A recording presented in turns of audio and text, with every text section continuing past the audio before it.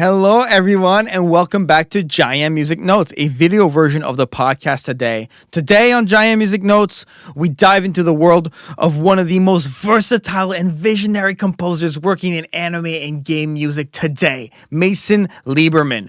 From scoring high-octane action in RWBY and Beyblade Burst Evolution to reimagining iconic franchises like Cowboy Bebop for charity vinyl, Mason has shaped the sound of modern anime music with an unmatched blend of technical mastery and emotional storytelling. He's collaborated on massive projects from 70-piece orchestras and 40-piece choirs to solo performances for Pokémon, Demon Slayer in concert, and Super Smash Bros., bringing life to every note he touches. On top of that, Mason has led groundbreaking projects such as the Neon Genesis Evangelion PUBG Mobile collaboration, navigating the role of composer. Furthermore, he worked as a synth designer for Naruto, the Symphonic Experience, proving his influence extends far beyond the studio. In this episode, we explore his journey from early anime scores to large-scale game audio, uncover the creative processes behind adapting beloved properties, and discover what it truly takes to balance fan expectations, technical precision, and emotional impact in music that resonates across cultures. Whether it's orchestral grandeur or intimate solo performances, Mason Lieberman continues to redefine the boundaries of anime and game music. I am so excited to present this episode to you. Please enjoy. Mason, welcome to the show. How are you? Hey, man. It's so nice to get to sit down with you. How you doing? I'm doing great. So grateful to take the time with you today to just go over I want to say your career, but there's so much to get into that. I just want to set the expectations that I think we'll just get into like the interesting parts to like the anime fans. This is an anime show, but it was also so much great video game stuff and looking at your studies, like your work. Just the body of work is immense. So as far as my research shows, you started your career composing for animes like RWBY and Beyblade Burst Evolution. And I want to start with really the beginnings here. How did those early projects shape your approach to composition and collaboration in anime? Well, when I was starting my career, I would say that RWBY was the first real show that I worked on. And to be fair, don't let the RWBY fans hear you call it anime. It's a little divisive whether or not we get to count anything made in the West, but that was the first show that I ever got to compose for. And prior to working on that show, and if you happen to know it, it's a very J-rock, metal, high energy, high octane kind of soundtrack. I was a classical cellist and orchestral composer, so it was not quite my wheelhouse when I was starting out, at least as far as I wasn't very good at it. But it was an incredible educational experience. I had a blast working on it. It was hugely, hugely influential in my career and in my creative output, because nowadays I would say I'm probably most known for doing J-rock and metal and like these higher energy forms and genres. And that was where I really developed that skill set. I learned from watching Jeff Williams do it. Right, absolutely. And maybe even like taking it even prior to RWBY, like how did your formal education at Berkeley influence your style compared to like learning directly in a professional environment with people like Jeff? Oh, absolutely. Well, the two are connected because I actually started working with Jeff and working in kind of the RWBY format while I was still in college. Wow, really? So Jeff was actually a professor at Berkeley at the time. And I was a college student, and I was hanging out in the dorms like freshman or sophomore year or something. And one of my best friends, my buddy David McLean, shows me this song that turns out to be the opening theme of season 1. This is when it had just dropped at the time. And he's like, "Hey, have you checked out this song? This'll Be the Day?" And I listened to it, and I'm like, "Oh my God, this is sick. This sounds so cool. This is so good."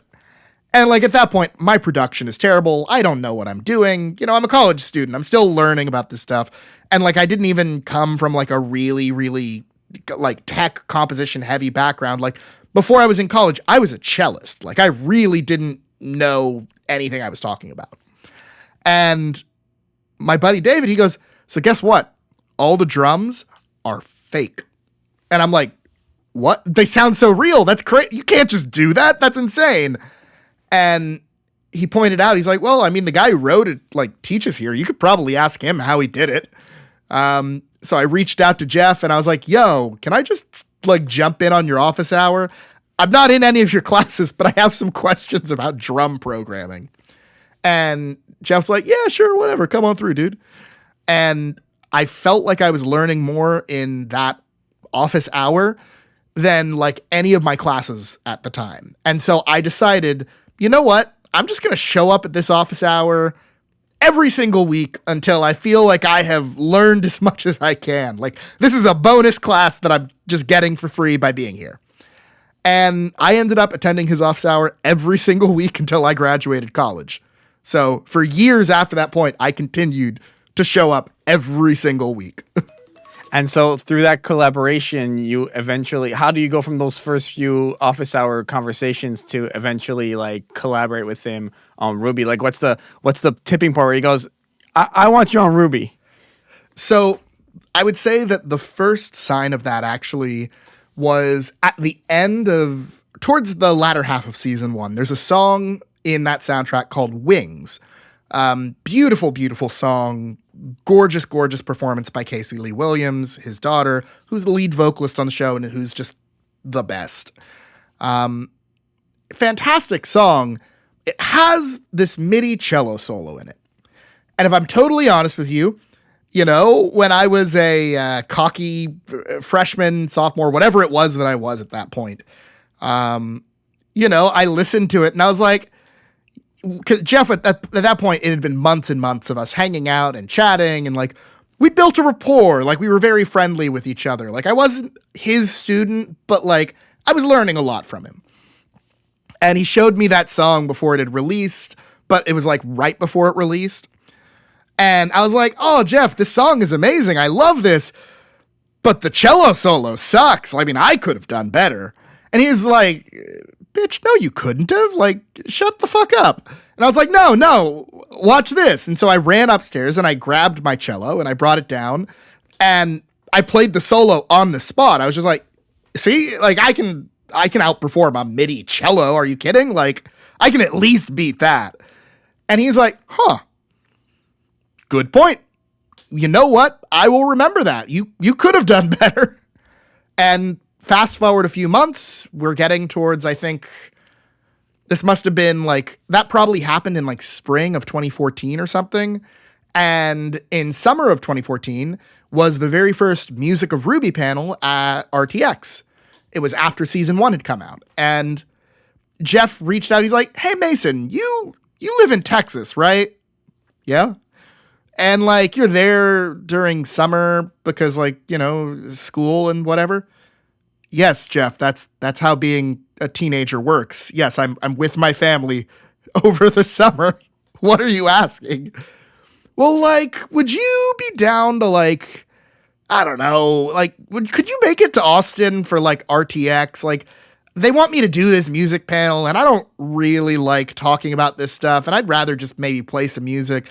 But like, I don't know, maybe we can do acoustic arrangements or something. And I was like, bet, I'll be there. I'm in. So I drove down. My buddy David, who introduced me, flew down. And we ended up accompanying him and Casey on the 2014 RTX Music of RWBY panel.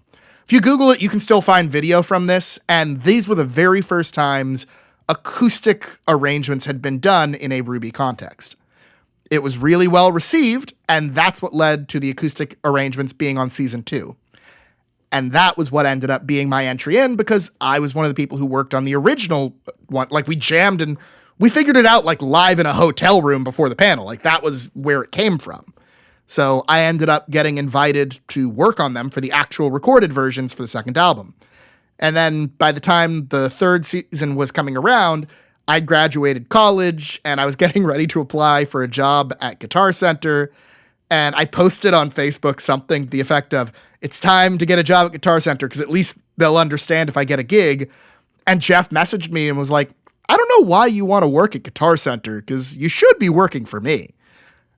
I was like, okay, done. That sounds like a much better idea. And that's how it began. I was Jeff's assistant. Wow, that's incredible. That is incredible. That's so interesting.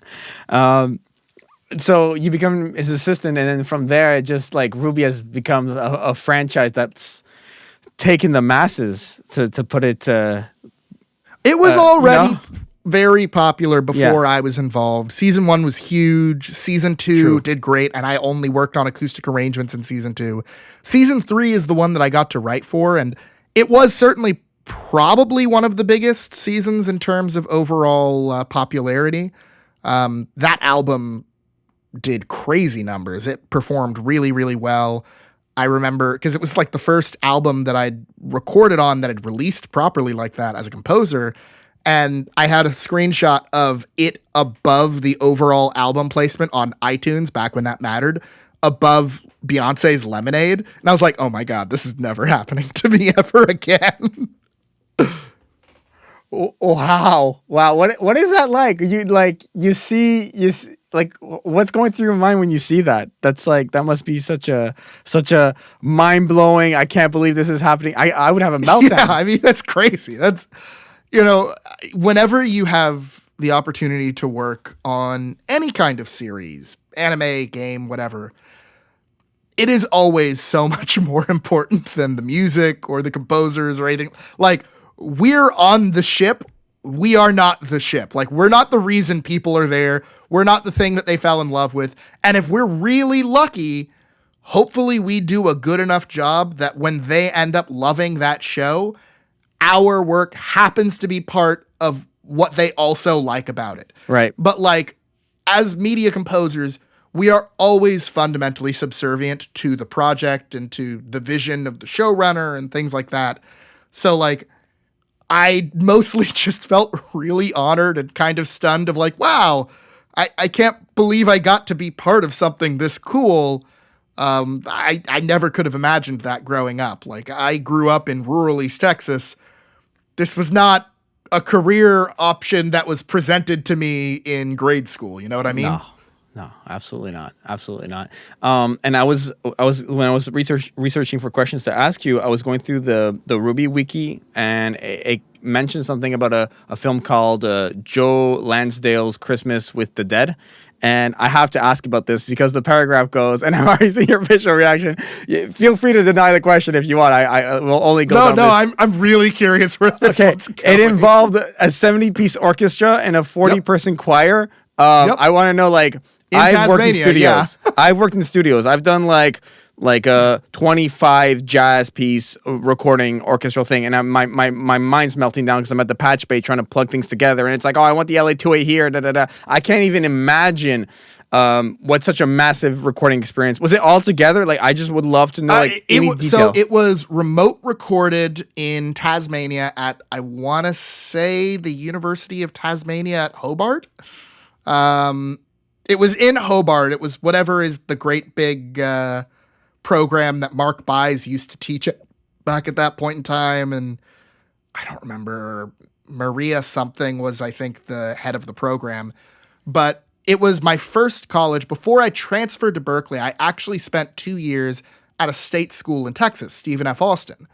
And that school happened to have a relationship with this guy, and they made this movie in that film department. It was like a motion picture length thing. And me and a couple of other composers in that films or in that composition program at the time got the opportunity to score the movie. And so it was exactly what it sounded like. Like, we ended up getting a lot of mentorship. And I will say, I think that my biggest cue, I had this 5-minute action sequence at one point where I definitely ripped off Star Fox, like more than a little bit in my opening horn lines. But I was like 18 at the time, and frankly, I was doing the best I could. But yeah, we recorded it in collaboration with this other university that we had like a sister program going on with. And so we recorded full orchestra and choir over the course of like 4 or 5 days or something like that. So like, it was like waking up in the middle of the night for a full week to do like remote sessions over like, I don't know, audio movers or whatever the equivalent of that was in like 2011. And it was incredible. It was, a defining educational experience by far. It still, as a music educator, blows my mind that our faculty was able to put something like that together as a collaborative pipeline to allow us that experience. Because it was, there are a few things like getting to record with a full orchestra or a full choir, and like getting to do that at 18, like at such a formative young age. Oh my gosh. Mind-blowing. Absolutely mind-blowing. And I want to maybe move more into like more compositional work and like project leadership. So I was like obviously scrolling through your website and everything. There was the Neon Genesis Evangelion and PUBG Mobile collab, and I read that you did composition and project lead. So how did your dual role influence the creative process? Because doing both simultaneously sounds like a lot. Well, in that case, I was the music project lead, to be clear. So I got to direct the musical implementation, design, and how we interacted with it. And for me, the big thing with Evangelion in particular was it has such a defined sound in my head of like, anytime I picture Evangelion, I just immediately hear those timpani, the dum, dum, dum, dum, dum, dum, just like immediately the second I think about it. And so I knew that had to be a part of like where we started for what I ended up writing. And so the music that I wrote for that literally begins with that exact timpani refrain from the show, like basically note for note. And then it expands and grows, and, I bring in the PUBG Mobile sound, and I find ways to make it our own and do something different so that it's not just ripping off what existed. Obviously, we had the rights to the music because we were working with the franchise, so we could have technically just covered the existing stuff or done a new arrangement of it, but I wanted the opportunity to write something new and fresh for it, because that seemed like that would be more fun, and that would be like a really, really cool way to dig into the sound of the franchise just a little bit. Absolutely. It was a blast. Yeah, that sounds like such a fun time. Like, that's incredible. And then there's projects like the official Cowboy Bebop charity vinyl that you worked on. You did an arrangement with like a multitude of guests, to put it very gently. Gently, exactly. How do you navigate integrating like such diverse talents into and maintaining one musical vision in all of that? That's I would say it helped a lot that there wasn't that much else I needed to be doing at the exact moment it happened, because the world had shut down. Yeah. That project came together so fast. I literally posted on Facebook, "Hey, I think that we're all at home right now. Does anyone want to maybe jump on a new cover with me? I'm thinking maybe Bob-omb Battlefield or Real Folk Blues or something. We'll figure it out."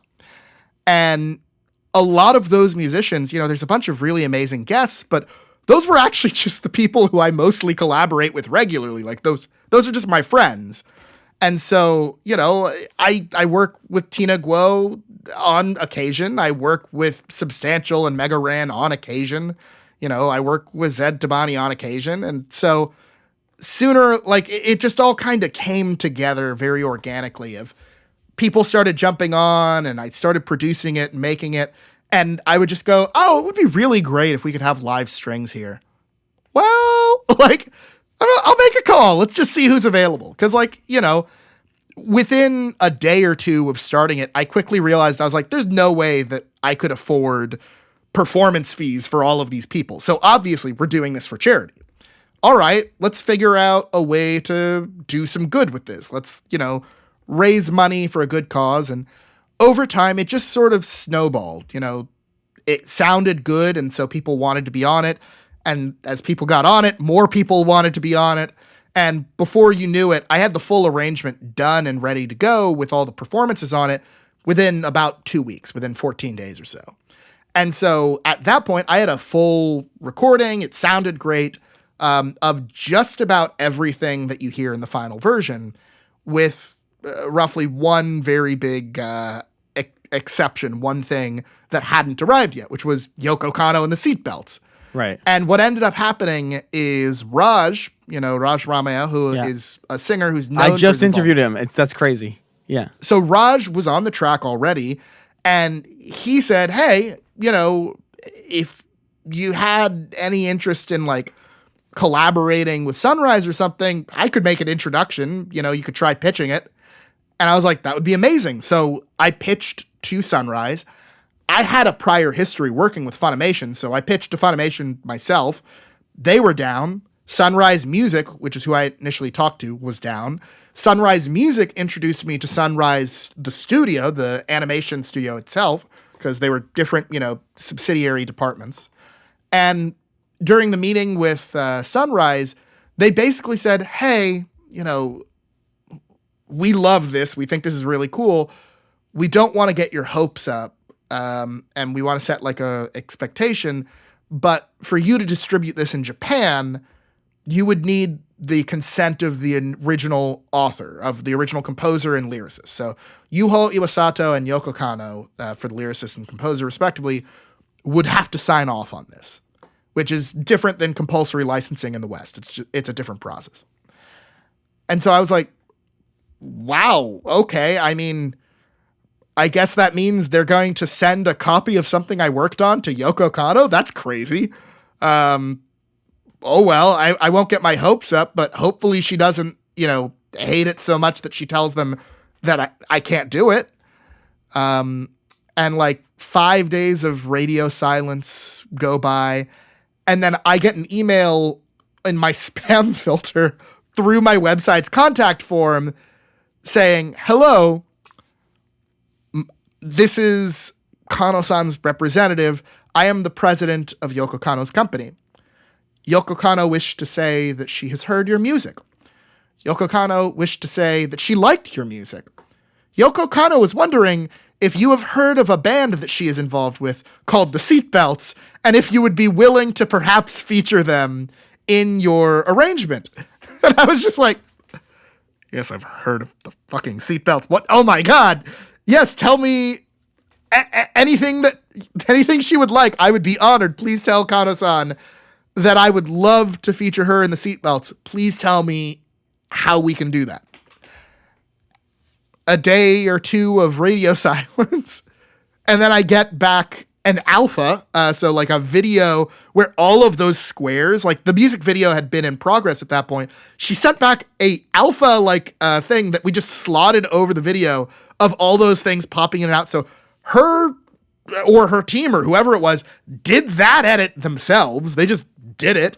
And they sent us a stereo recording of the entire band playing. So no stems, just straight up the recording. And I was like, oh, my engineer is going to hate me. He's about to have to figure out how to work with this, with them just playing over the top. But I'm not about to go back to Yoko Kanno and say, "Hey, actually, could you stem this out for me and send me raw video files? And I'd really like to do this myself." No, she's Yoko Kanno. I'm going to do whatever she says.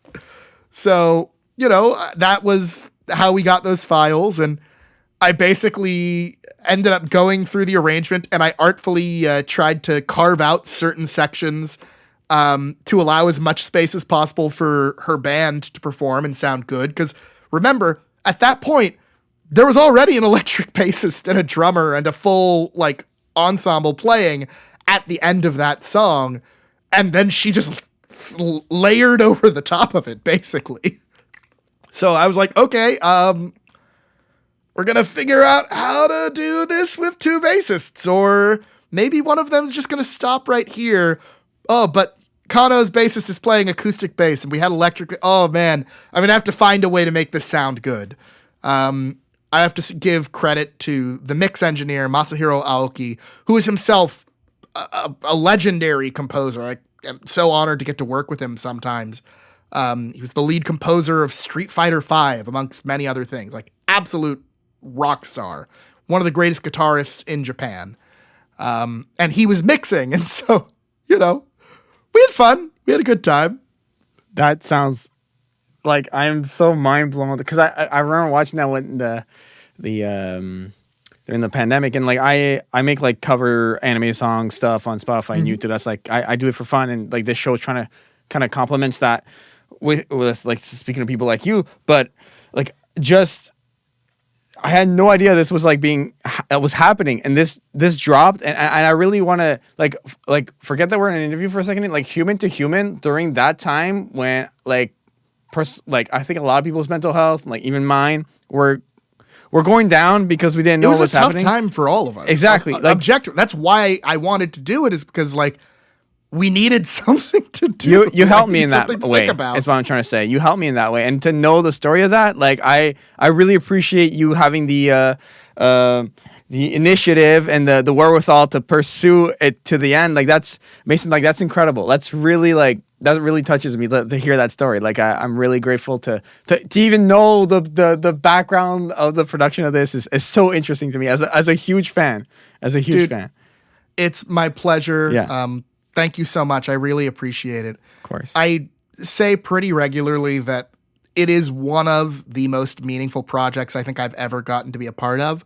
And all of the people who are a part of that production with me are people who mean so much to me. And so, it has been something that has, in a really wonderful way, kind of followed me around ever since. Of like, my band played at MagFest 2 years ago, and the last song that we did on the set, we were playing main stage, headlining Thursday night.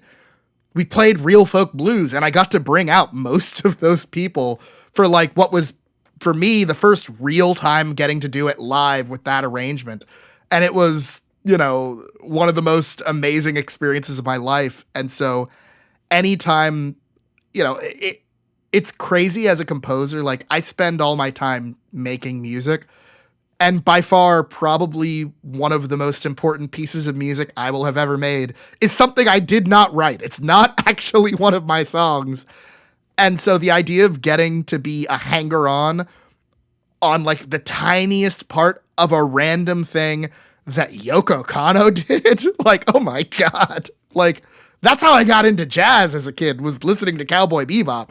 So like, getting to be in any way associated with Yoko Kanno, like, all these amazing players, all these wonderful people who I grew up listening to and being a massive fan of, and I'm still a massive fan of. Just, oh my God. I have Eric Miyashiro stems. Like, what is my life? The best life. Are you kidding me? It's I'm so happy to for you for that. That's incredible. There was also the maybe like to briefly touch upon the You Say Run cover was also like so incredible. Like we don't have to go as like the whole background of it like we did for the Cowboy Bebop one, but like kind of like how did that come together? Like was that another pandemic project? It was like, the same. Yeah, most of the same musicians, and then a bunch of additional people that I stacked in. I'm still amazed that Guthrie Govan said yes. Crazy. Guthrie is another hero of mine, and an insane guitarist. Probably the most prized stem that I have, just because like listening to Guthrie Govan in like an isolated solo stem, you feel like you're listening to an alien a little bit. Like you're like, I'm a guitar player. I don't know how he did this, and I usually know how everyone did this when it comes to this sort of thing. It was a wonderful experience. I'm so grateful to Caleb Hiles for hosting the video. Caleb has been a dear friend and collaborator many times over, and so it was really fun to get to do that again and to do it with the My Hero Academia franchise, which I'm also a big fan of.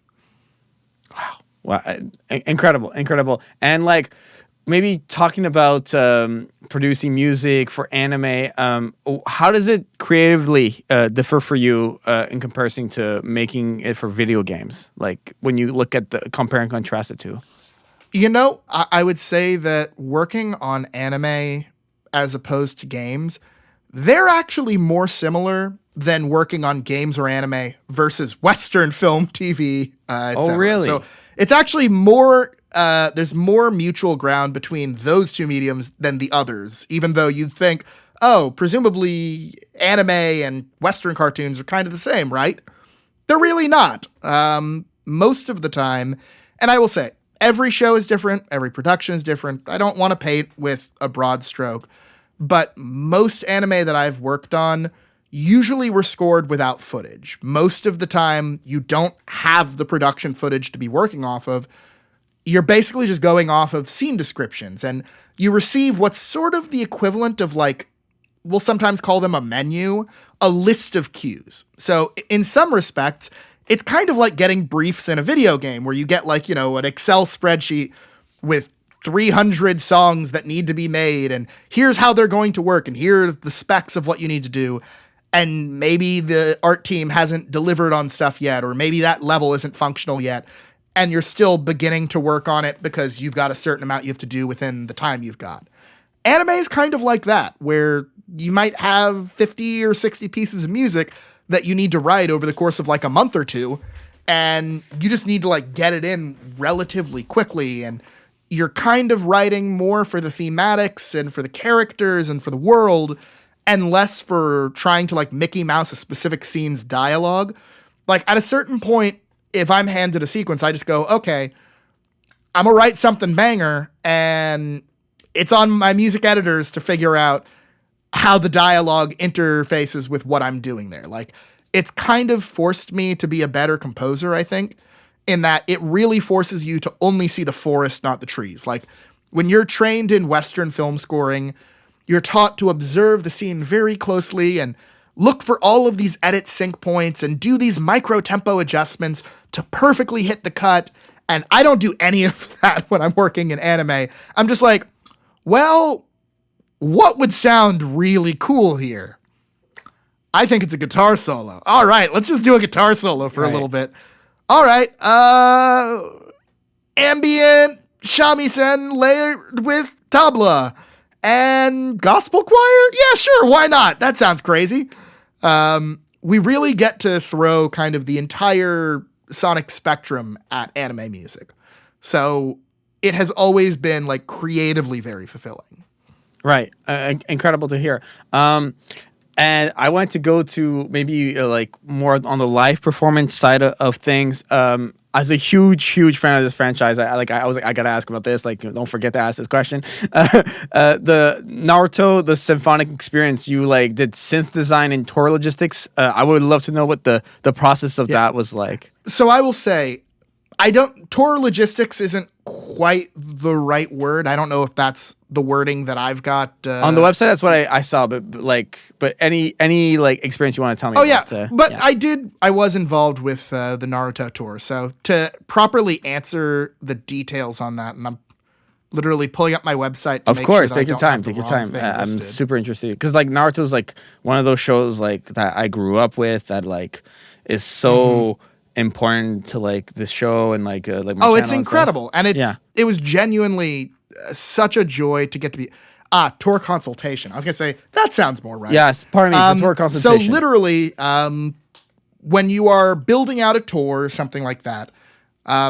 you have to design the patches for the performances. So like there were some synth sounds that are performed in the score that are like iconic sounds in the show where they didn't actually have the raw assets from Takanashi-san, from the original composer, to actually like just use those in main stage, to use them for the keyboard. So I ended up recreating some of those sounds myself. And then additionally for the tour consultation side, the contractor on that show is a dear friend of mine, and he was looking for musicians for it, and he was trying to figure it out, and he's like, hey, do you want to be on the show? And I was like, I don't have the time, I wish. But you know, here are some people that I would hire, hire them if you feel like it. And so it was his call at the end of the day. So like, I don't want to take false credit for it, but he ended up hiring Caleb Hiles and Toasty Marshmallow, and he hired Trey Watson and Martin Gonzalez and a couple of other people who I had sent to him and said, hey, they got the business. They're going to kill it for you. So all the singers for the show came from me, and the lead guitarist for the show came from me as well. And then I helped with a couple of other random roles for individual shows and things like that. So, like, just for the sake of me nerding out, what sounds of synthesis did you design for it? Like, do you recall any of them? I mean, if I open Yeah, I would My love. Dropbox, I can. Yeah, real quick. Like because I'm a big synth person. So you know, look like now. I'm gonna do this terribly because I don't know how to properly. I can't show you the audio, but Of course. Yeah. Yeah. That. So that was one of the ones that I put together. There were like 2 or 3 pad related things where there's like a couple cases where they're just like backing pads during certain songs. There was a little bit of stuff, if I recall, I think during Fighting Dreamer. I'm trying to remember what it was. It might have been specifically for the actual keyboard sound on what they did for the arrangement. But there were just a few spots where I got to put together some synth stuff, put together some synth sounds. So it wasn't me recording something advanced. It was all performed live by the players, but the sounds and patches they were using live on the tour were ones that I had designed and built out for them. Understood. And that was a case where it happened completely randomly of the exact same contractor in question was like, hey, I don't feel super confident doing this. Do you? And I was like, oh yeah, this is a big deal. This is easy. I make patches all the time. It's part of my job as a composer. Like, you know, you're constantly doing this stuff. What kind of sound are you trying to catch? And he sent me some audio references, and I don't know, it took me like 5 minutes. It wasn't like it didn't take a ton of work to do it, you know. That's at a certain point, I'm just like, yeah, it sounds like this. Like, you know, here's a patch, here's a reference. Done. I love it. I love to hear it. And then more on like your solo instrument performances, like playing cello for like I saw like Pokémon, Demon Slayer, Smash, Super Smash Bros. Like, how do you approach the performance to maintain like your personal voice, but also staying true to like such a monumental franchise's musical identity? Well, there are 2 things that are simultaneously true. One, I'm not trying to maintain my own personal like voice when I do that. I just want to sound like what that scene needs, what that franchise needs. 2, I don't know how to not sound like myself. Like, for better or worse, and you know, for me, you know, as someone who can be a perfectionist about my work, I would say for the worse, I am constantly aware of every single thing I do that is weird or abnormal or is just part of my technique. It's part of my style, part of my sound, where I'm like, oh man, I wish I didn't do that. Now it lives forever in Death Stranding, I guess. Like, you know, I'll live with that. That's just the nature of being a musician. Like, you always are going to have a sound. Like, that's who you are. It's the way that your fingers touch the strings, or the way that your mouth forms the embouchure, or whatever it is that you do, the way that you hit the drums, it's always going to have your sound in it.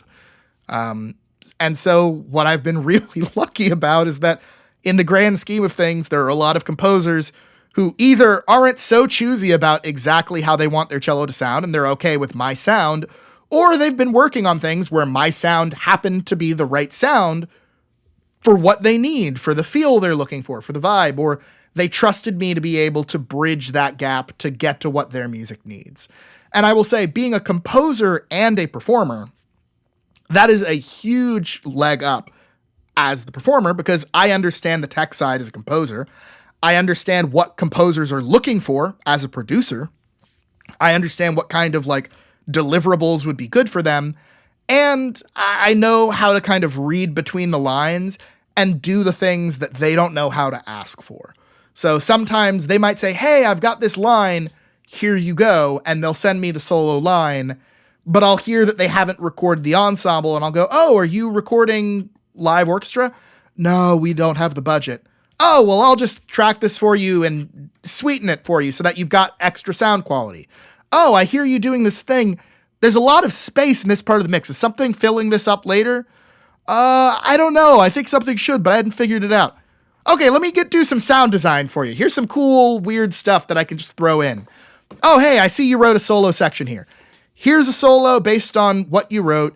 Here's a solo based on what I think would feel most natural to give you kind of my artistic take on it.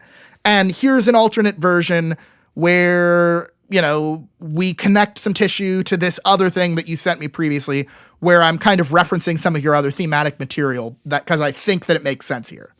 That kind of stuff can help elevate the quality of what a performer can bring to you.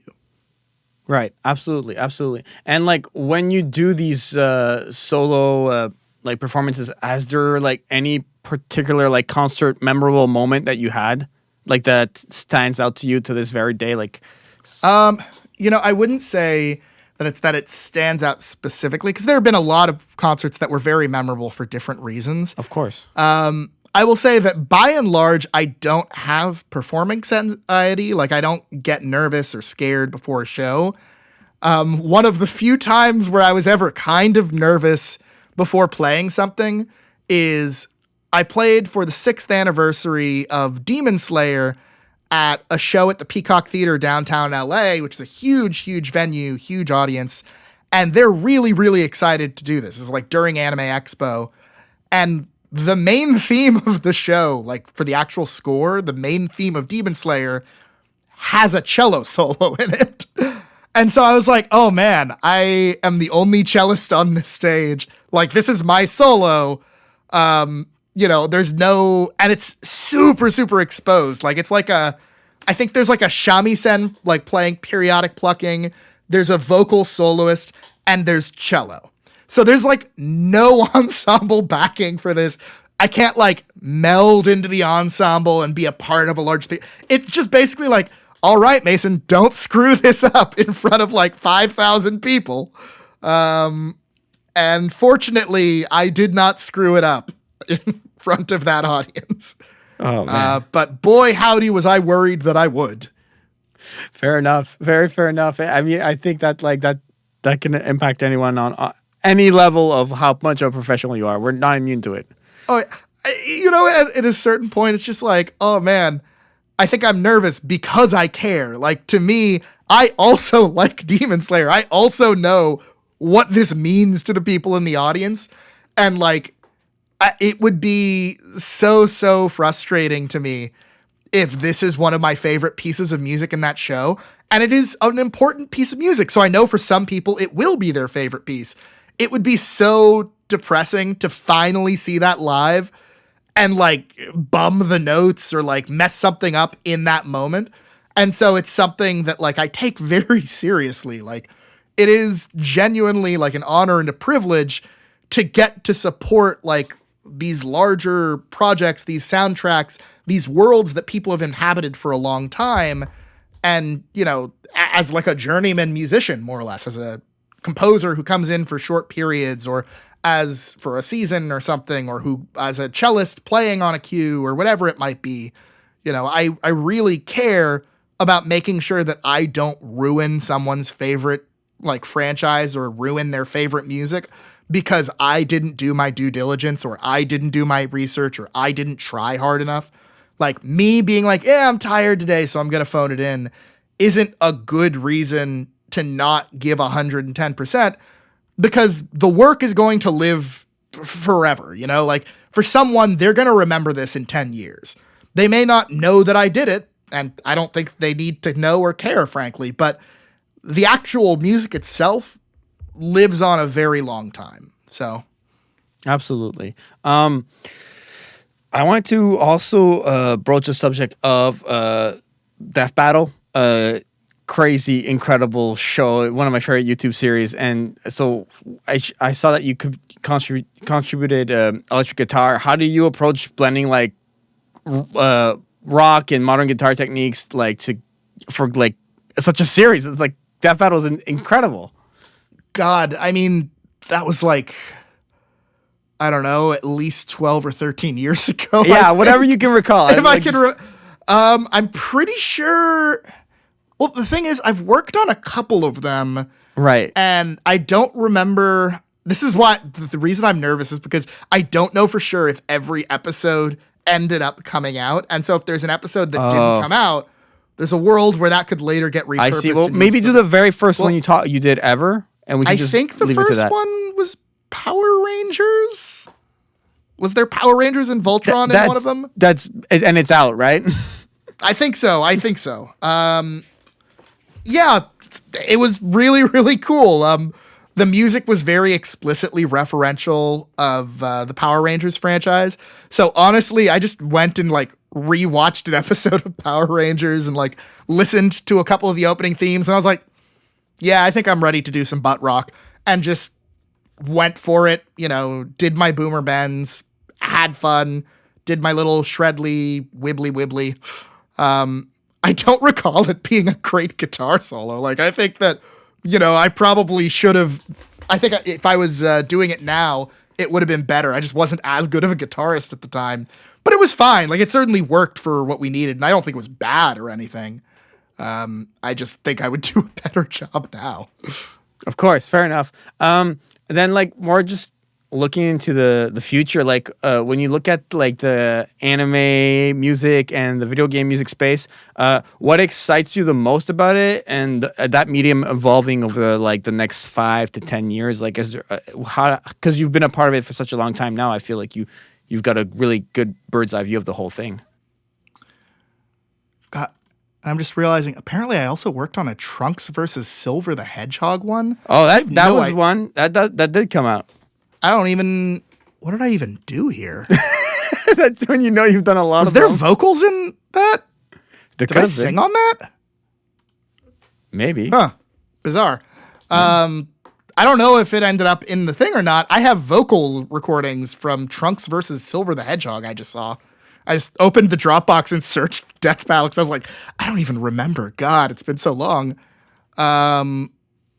But yeah, the question, can you repeat one more time? Of course.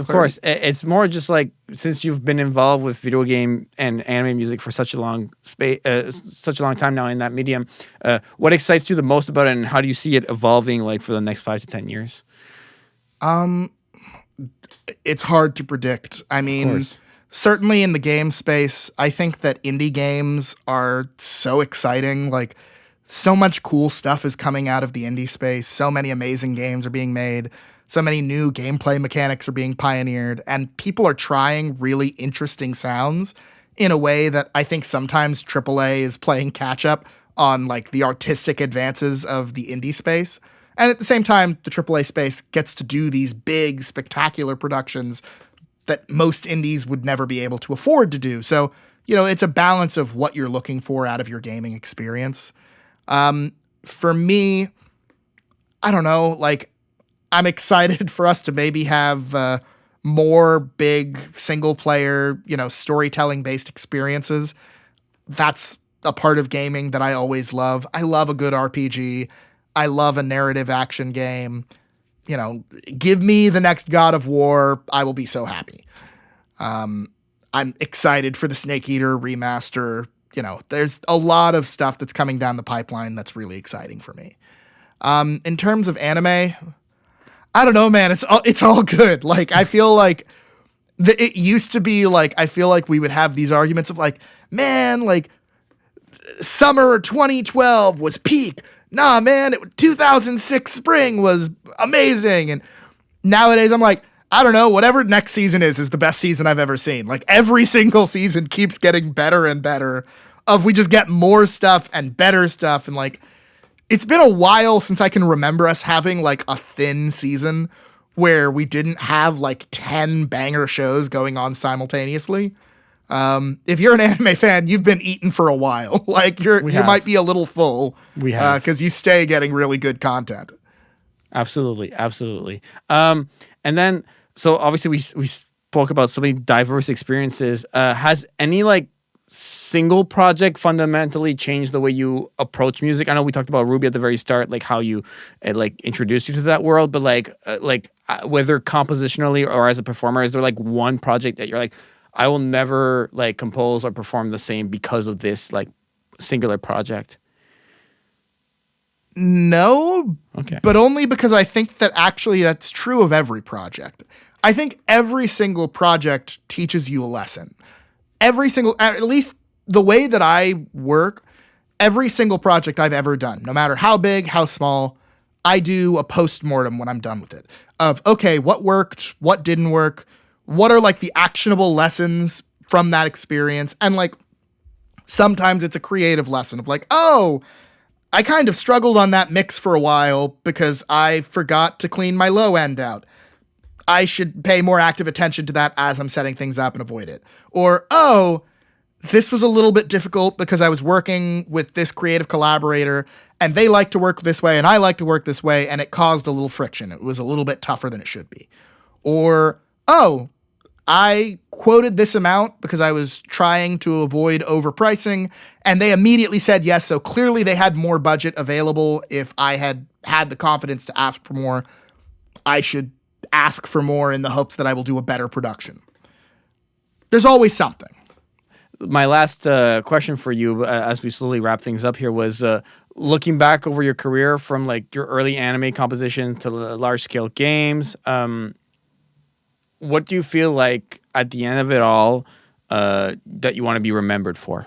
Like after all it's said and done, all the projects, because there's a lot, but that means there's only more coming and more exciting stuff. And like, what's the ultimate defining thing for you, you feel like, at the end of it all? I don't really feel like I need to be remembered, but if I was, I'd like to be remembered as someone who loved my job and who really enjoyed the collaborative creative process. You know, there are composers who I would describe as tortured geniuses who spend 18 hours a day alone in a studio crafting masterworks. I'm not one of them. I like to hope that I make good music and that it's fun and that it connects with people.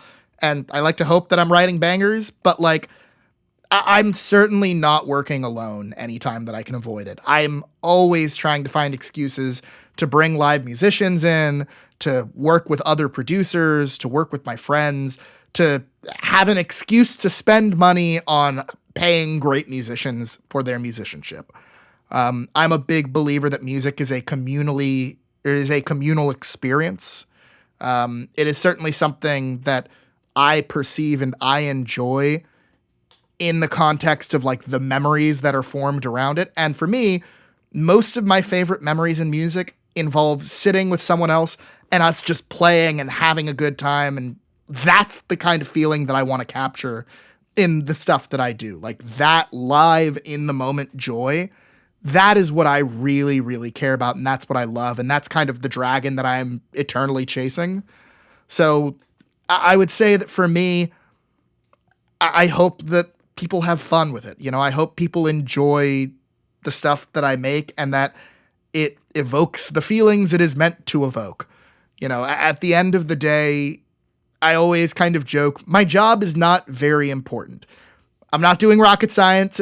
No one dies if I write the wrong note. You know, I shouldn't get overly anxious or self-involved on the stuff that I'm doing. But what I do care about is I remember that most of the time I'm working on family entertainment or children's entertainment or stuff that reaches people at a pivotal crossroad in their life where they needed some kind of emotional escape or they wanted to have fun watching or playing something and they just wanted to get away from real life for a while. You know, I get to work in fantasy. I get to work in, if we use the stereotypical phrase, like the dream factory a little bit. So like, you know, I like to hope that I'm making sure that everything feels nice, that people are having a good time, and that hopefully, you know, they learn something in the process. Maybe they think a little more deeply about the narrative goals of the show because I managed to connect the music to the themes of the plot, or I managed to tie an unexpected narrative line that makes you think a little more deeply about what you're listening to. That's what I'm hoping for. I love it. I love to hear it. Mason, thank you so much for taking the time. This has been such a educational, inspirational, and like mind-blowing conversation. There's so many like good takes and like I just want to deeply thank you for taking the time today. Like it's been a pleasure. Dude, thank you so much for inviting me. I'm happy to get to support it. You know, keep on making music, dude. Yeah, I will. It's, you know, it's what we do. It's what we do. Absolutely. Like, yeah, I just like, cause I started making like anime song covers on YouTube for the like in 2015, and then eventually like my distributor was like, oh, like you can distribute here, and like it's like limited stores if you don't have a license, but you can still do it. And I was like, oh my god.